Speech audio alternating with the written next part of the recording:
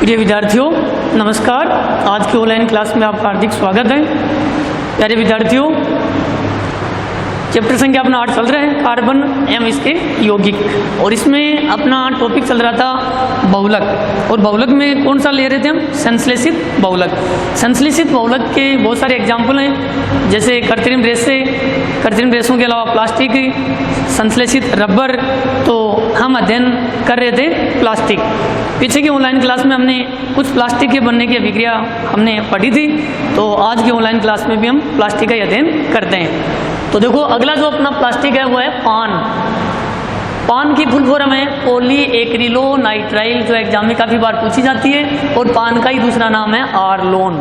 ठीक है, तो इसके बनाने की विधि सुनिए कि ये किस प्रकार बनाया जाता है। बनाने की विधि देखो, ये जो पान है इसकी फुल फॉर्म है पॉलीएक्रिलोनाइट्राइल। तो आपको ये पूछेंगे कि ये जो पान है पॉलीएक्रिलोनाइट्राइल है, ये किसका बहुलक है, मतलब किसके बहुलीकरण से प्राप्त किया जाता है। तो आप बताएंगे कि ये एक्रिलोनाइट्राइल के बहुलीकरण से प्राप्त होता है। ये पॉली नाम हटा दो, आगे क्या लिखा है? एक्रिलोनाइट्राइल।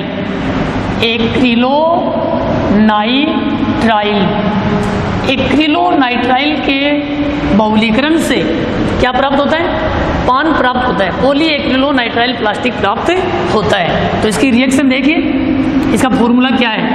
देखो, CH2 डबल बॉन्ड CH। देखो, हमने यहाँ से एक हाइड्रोजन हटाया था ना, पीछे पढ़ा था, यहाँ 2 हाइड्रोजन एक हटा दिया, तो हमने यहाँ लिखा था Cl। जब Cl लिखेंगे तब इसका क्या नाम है? Vinyl chloride. अब हम यहाँ लिखेंगे CN, Cl की जगह CN ले लेंगे। अब इसका नाम हो गया एक्रिलोनाइट्राइल।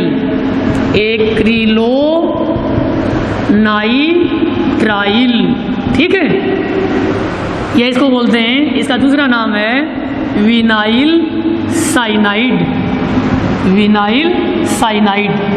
ठीक है, तो ये जो एक्रिलोनाइट्राइल है, विनाइल साइनाइड, इसका हम क्या करेंगे? इसका बहुलीकरण करवाएंगे। मतलब इसके बहुत सारे अणु लेंगे हम छोटे छोटे, और उनको आपस में जोड़ेंगे। इस क्रिया को क्या कहते हैं? जुड़ने की क्रिया को बहुलीकरण। ठीक है, तो जब हम एक्रिलोनाइट्राइल का बहुलीकरण करवाएंगे तो आपको बताया हुआ है कि यहाँ क्या दिया हुआ? Double bond. और डबल बॉन्ड किस में आएगा? सिंगल में। तो यहाँ लिखो CH2 डबल बॉन्ड किसका? सिंगल।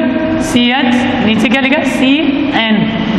अब आप देखो, यहाँ कार्बन की संयुक्ता 2 और 1 3 हो गई, क्योंकि डबल बॉन्ड सिंगल में आ गया तो संयुक्ता कम हो गई। तो 4 करने के लिए इधर 1 और लगा दो।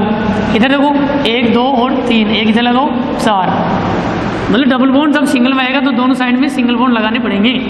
और ये N कहाँ जाएगा? ये N यहाँ नीचे आ जाएगा। तो ये जो सूत्र है ये किसका है? ये पान, पॉलीएक्रिलोनाइट्राइल। तो ये पान का सूत्र है, और पान का ही दूसरा नाम क्या है? आरलोन। एग्जाम में इस नाम से भी पूछ सकते हैं। ठीक है, तो यह है पान के बनाने की विधि। ठीक है, या इसी फुल फॉर्म एग्जाम में पूछ लेते हैं, तो अब अच्छी तरह ध्यान में रखना। अब है पान के उपयोग। मतलब ये पॉलीएक्रिलोनाइट्राइल जो प्लास्टिक है, ये क्या काम आता है? तो ये जो प्लास्टिक है, इसे एक तो जो हम सर्दियों में जो कपड़े पहनते हैं, जैसे स्वेटर पहनते हैं, ठीक है, तो एक तो स्वेटर तैयार की जाती है इसके द्वारा। इसके अलावा इससे मतलब ऊन जैसे तंतु बनते हैं, जो भेड़ों की ऊन है ना, ऊन के समान क्या बनते हैं? पतले पतले तंतु को मतलब रेशे, धागे बनते हैं। फिर उन्हीं धागों से क्या बनाए जाते हैं? तकिए बनाए जाते हैं और गद्दे बनाए जाते हैं। ठीक है, तो पान का उपयोग क्या है? स्वेटर बनाने में।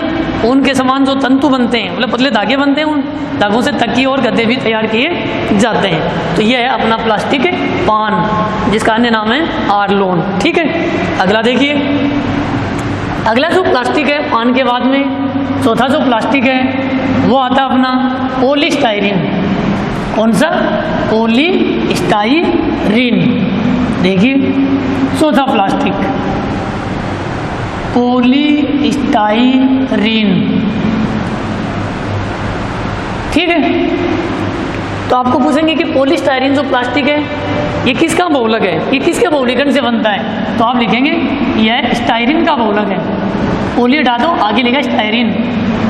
स्टाइरीन का बहुलक। अब देखो स्टाइरिन का फॉर्मूला क्या होगा। हमने एथिन का सूत्र पढ़ा था CH2 डबल बॉन्ड CH2 पढ़ा था यहाँ, तो यहाँ हम CH लेंगे और एक कार्बन के नीचे यहाँ लगाएंगे C6H5। ये किसका सूत्र है? स्टाइरिन। देखो बेंजीन का सूत्र होता है C6H6, इसे बेंजीन कहते हैं।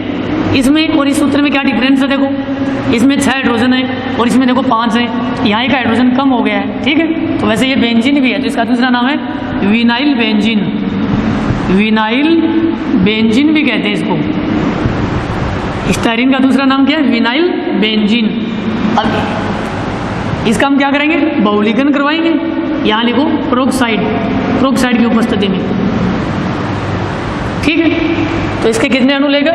N अणु लेंगे हम, ठीक है। और इसके जब N अणु यहाँ लेंगे तो देखो आगे क्या बनेगा? CH2 डबल बॉन्ड किस में आएगा? सिंगल में, CH नीचे C6H5, ठीक है। अब देखो इधर सिंगल बॉन्ड लगाओ, इधर सिंगल बॉन्ड, क्यों? डबल बॉन्ड को हमने सिंगल में चेंज कर दिया, तो कार्बन की संयुक्तता 4 होती है, 4 करने के लिए इधर सिंगल लगाओ, इधर सिंगल बॉन्ड लगाएंगे। कोष्टक में ले लो सूत्र को, और ये N कहाँ जाएगा? जैसा हमने पीछे पढ़ा है N यहाँ आ जाएगा। तो ये किसका सूत्र है? पॉलीस्टाइरीन। तो यह है पॉलीस्टाइरीन का सूत्र, ठीक है। तो पॉलीस्टाइरीन किसका बहुलक है? स्टाइरिन का या विनाइल बेंजीन का बहुलक है। ये इसके बनाने की क्रिया जो एग्जाम में पूछ लेते हैं, तो इसको अच्छी तरह ध्यान में रखना। अब है स्टाइरिन के उपयोग। स्टाइरिन के उपयोग, स्टाइरिन के क्या क्या उपयोग हैं? स्टाइरिन का उपयोग हम लिखते हैं, एक तो इससे पैकिंग सामग्री बनाई जाती है, जो बंद आती है ना डिब्बों में, पैकिंग सामग्री के निर्माण में पैकिंग जो मटेरियल है वो बनाए जाते हैं। इसके अलावा इसके द्वारा मतलब चाय के जो कप हैं जिनमें हम चाय पीते हैं, चाय के कप, दीवारों की टाइल्स भी बनाई जाती हैं। दीवारों की टाइल्स के अलावा जो रेफ्रिजरेटर जो अपना तो फ्रीज होता है उसके कई जो मतलब उपकरण है, पार्ट है, वो भी बनाए जाते हैं, रेफ्रिजरेटर के पार्ट।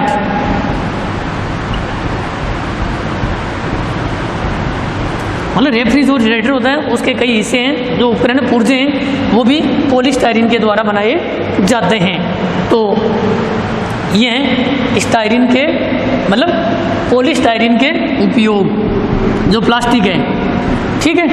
तो प्यारे बच्चों, अपना टॉपिक जो प्लास्टिक चल रहा था वो आज की ऑनलाइन क्लास में अपना यहीं समाप्त हो जाता है। ये अपने कुछ प्लास्टिक दिए हुए हैं, तो प्लास्टिक के ऊपर एग्जाम में काफ़ी बार क्वेश्चन आ जाता है। ये 3-4 प्लास्टिक आपको बताए हैं, इनमें फुल फॉर्म या ये कौन सा प्लास्टिक किसका बहुलक है, इस तरह पूछ सकते हैं।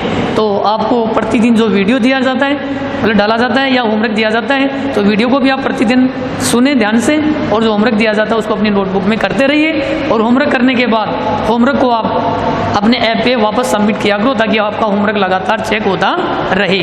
धन्यवाद।